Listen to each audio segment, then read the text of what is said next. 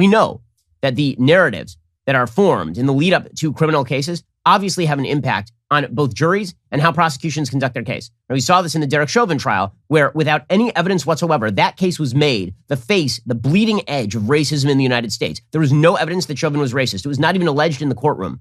The media instead decided it was a referendum on all cops and a referendum on racism in the United States. With Rittenhouse, they did the same thing. They said this is a referendum somehow on racism. Okay, now they're having a tough time with this one because Rittenhouse, number one, is not a white supremacist. And number two, the people he shot were all white. All three had criminal records. One of them was a child molester. So this was not the best case to pick if you're a member of the media and you wish to talk about the evils of domestic terror, white supremacists running around. But the goal, you have to remember, when this happened with Rittenhouse, was to posit that there was a great conflict in the nation between the morally just BLM rioters and Trump supporters who are evil.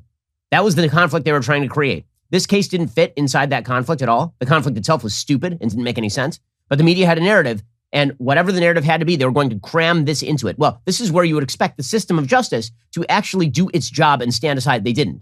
The system of justice decided that it was necessary to bring a criminal case against Kyle Rittenhouse because of the public pressure. And at the time, again, I was willing to withhold judgment until I saw all the evidence. Now we've seen all the evidence, and let me just tell you, this prosecutor ought to be disbarred. There's no way this case should have been brought. It's insane that this case was brought based on the evidence. So Kyle Rittenhouse yesterday takes the stand.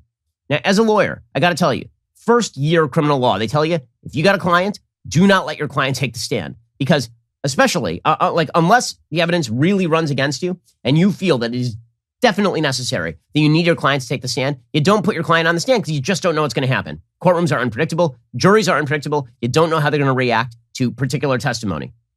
Okay, but Rittenhouse decided to take the stand.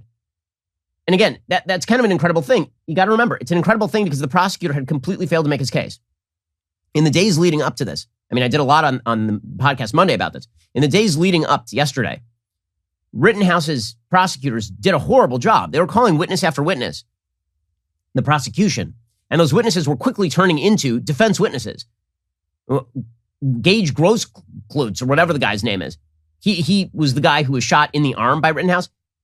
He was asked by the prosecutor if he had dropped his gun or what was going on. And instead, he was like, oh, yeah, no, I was pointing my gun at him. I mean, he literally just made the defense case for the defense. It was incredible. And that sort of testimony was very common. The prosecutor would call a witness. The witness would testify to Rittenhouse's innocence. And then the prosecutor would kind of throw up his hands. So finally, Rittenhouse takes the stand yesterday. And it didn't go great for the prosecution. Okay, so let's begin with clip 29. Okay, so the prosecutor asks him about one of the people that he shot, a guy named Huber. Okay, and this is the guy who, if you recall the footage, just to go through the timeline here, Rittenhouse was running away from a fire. There was a big fire, and Rittenhouse was running away from the fire. And a man confronted him and started yelling at him. Apparently, he had confronted him earlier in the night. This would be Joseph Rosenbaum, and started chasing him. Rittenhouse ran away, even though I had a gun. Right? If he'd been there to kill, he just would have shot him there. He wasn't. He ran away. Rosenbaum chased him down, and Rittenhouse turned around. Rosenbaum grabbed for his gun, and Rittenhouse shot him. Rittenhouse then stood there as a reporter from the Daily Caller came over and tried to provide medical aid to Rosenbaum, who was bleeding out. And a crowd started to gather, and Rittenhouse didn't feel safe, so he started trying to run toward the cops. As he was running toward the cops, he was pursued by a bunch of Antifa thugs.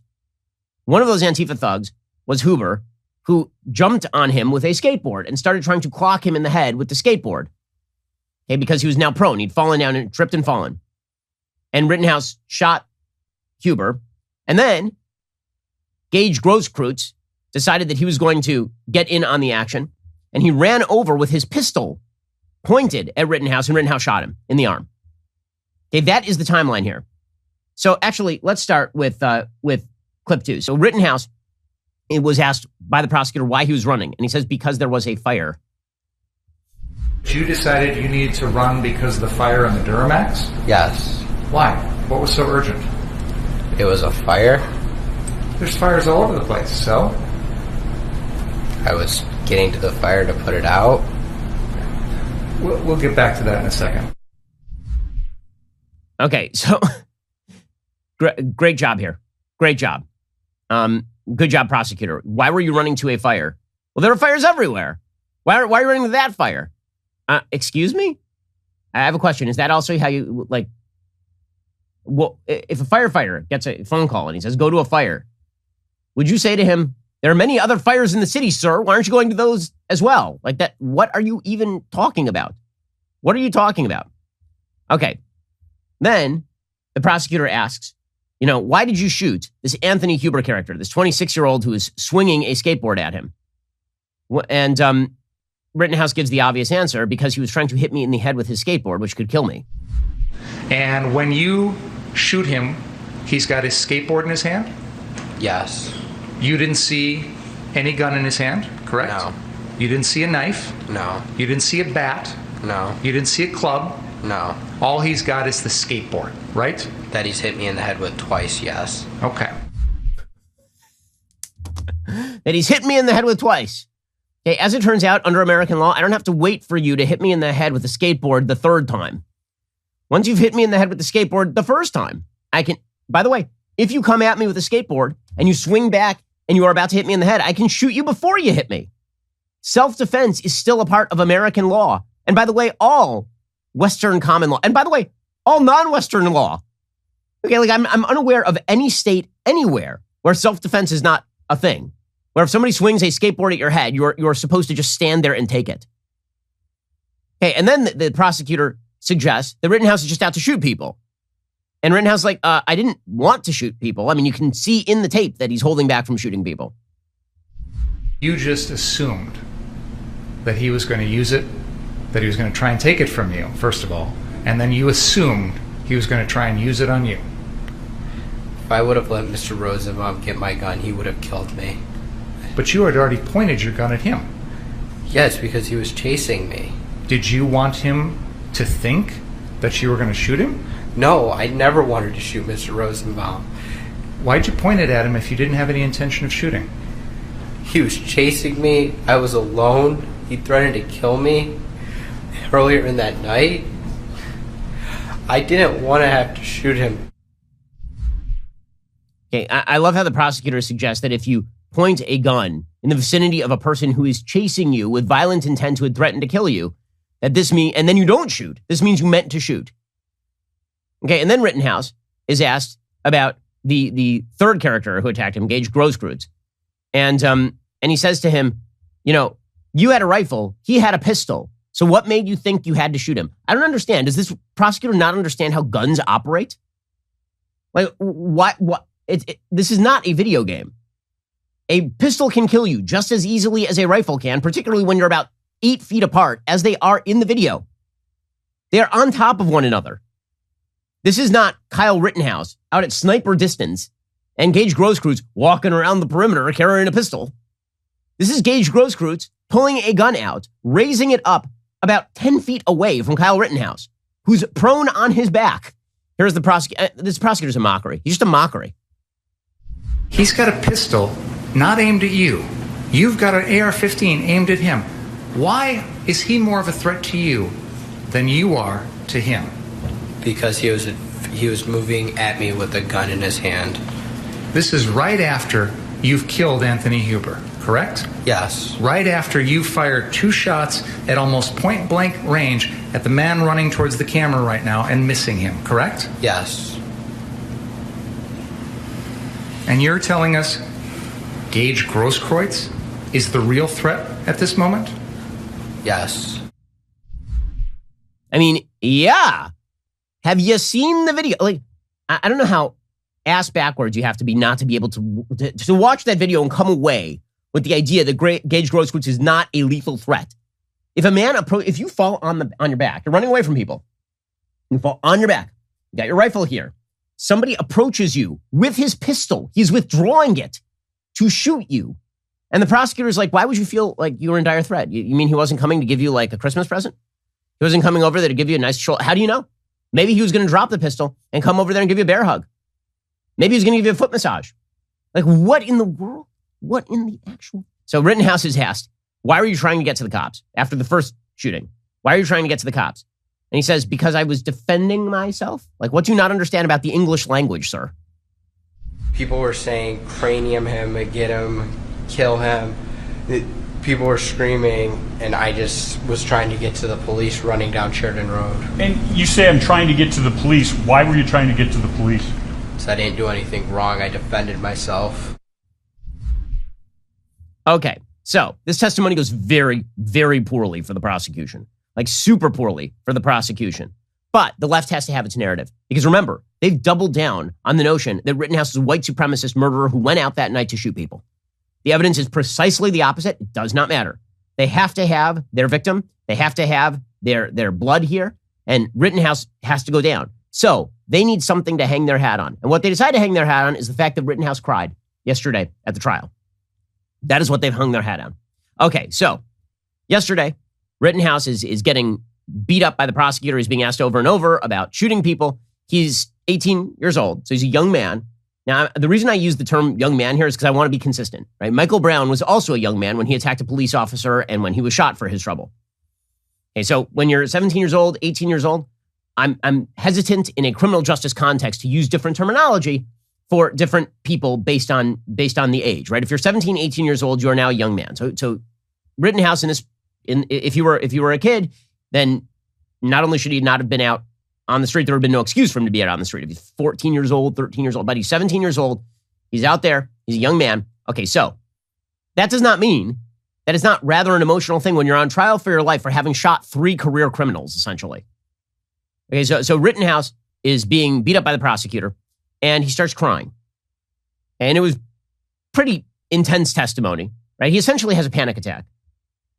And that's basically what happens on the stand. And frankly, I can't really blame him. I mean, if you were called to testify for your life in a trial that was so ridiculous on its face, and you knew that you'd had to shoot 3 people, that you hadn't wanted to shoot going out there, you brought the gun to defend yourself, and you had to defend yourself. That's not an easy thing. And now you're on trial for your life with a prosecutor who's attacking you for shooting people attempting to hit you in the head with a skateboard and approaching you to grab your gun and alternatively trying to point a pistol at you. You might have a panic attack on the stand too. And that's essentially what happened with Rittenhouse yesterday. Here's what that sounded like.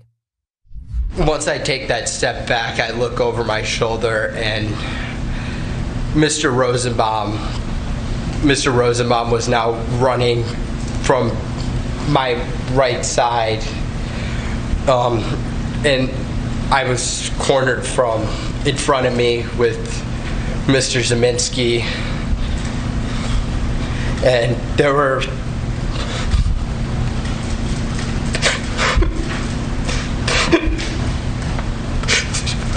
there were 3 people right there. Take a deep breath, Kyle.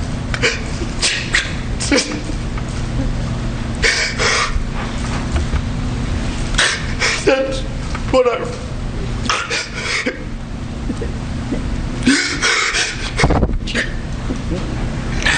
That's what I run.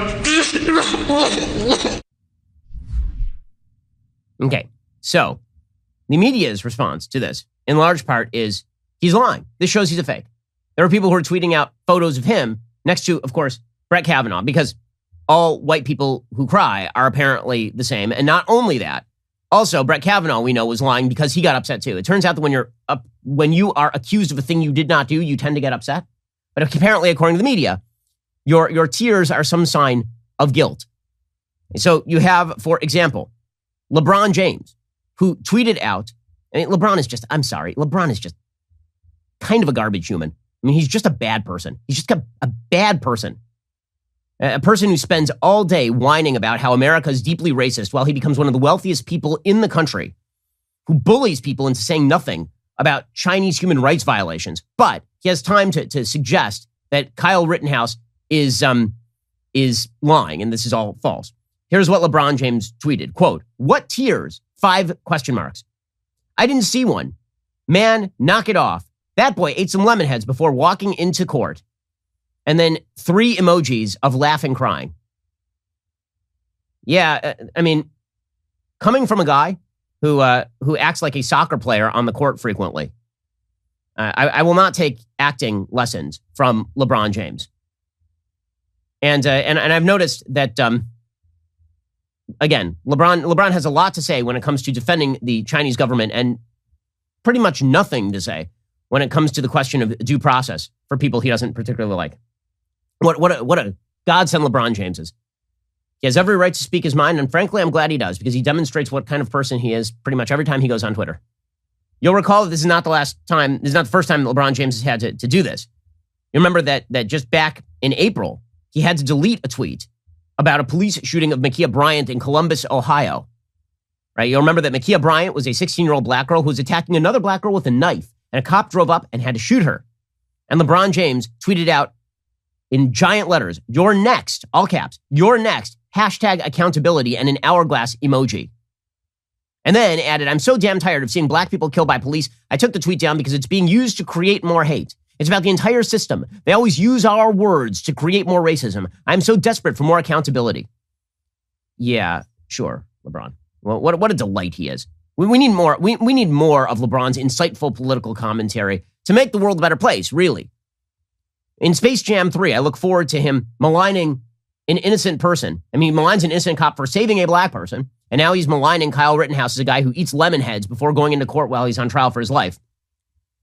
Space Jam 3 should just be about an innocent person being victimized and LeBron James standing on them and spitting.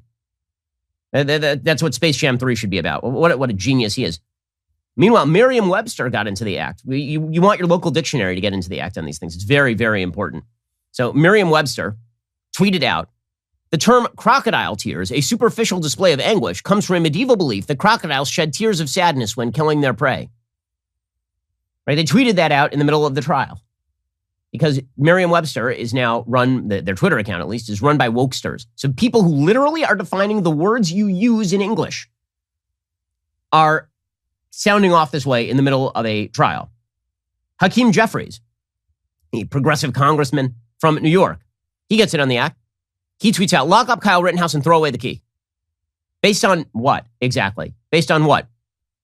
Anna Navarro, your supposed in-house Republican at places like CNN and The View. She tweets out, "Kyle Rittenhouse shot and killed Anthony Huber, 26, and Joseph Rosenbaum, 36, and injured Gage Grosskreutz, now 27.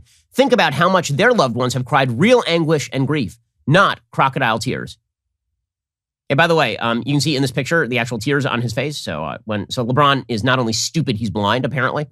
But Anna Navarro here saying that you have to think about the families of Joseph Rosenbaum, who was a child molester, a serial child molester, and Gage Grosskreutz, who was attacking a 17-year-old who was prone on the ground with a pistol, and Anthony Huber, who had a criminal record and was swinging a skateboard at this guy's head. Think about how much their loved ones have cried real anguish and grief, not crocodile tears. See, he cried. That was his big problem, is he cried. Benjamin Dixon, another blue check on Twitter, tweeted out, similarly, "Proud Boys is trending. Not looking so proud now. Are you, boy?" Yeah. The language here is really quite a delight. Quite a delight. Ryan Grimm from The Intercept joins. He says, "What people could do with anger about the Rittenhouse trial is to advocate for a law that says that if you bring a weapon to a public place where you know violence is basically guaranteed, you lose any self-defense grounds." That makes a lot of sense. So basically, if you bring a weapon to defend yourself to any unsafe area in the United States and someone attacks you, you can now be murdered at whim. Great job, everyone. That makes perfect sense. Great job, everyone. And so you can see with this sort of climate, that's the reason the prosecutor brought this thing. That's the reason the prosecutor brought this thing. Because there's no other reason for him to have brought this case. He's got nothing. He's got less than nothing. He made himself look like a fool.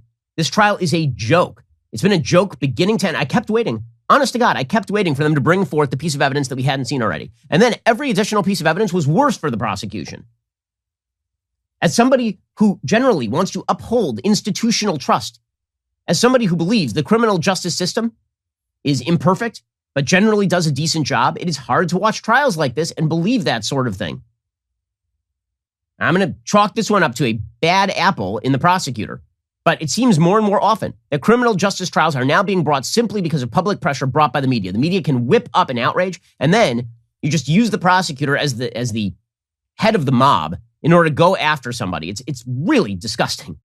I hope you enjoyed that clip from The Ben Shapiro Show. If you did, go ahead and hit that subscribe button so you stay up to date with all our future content.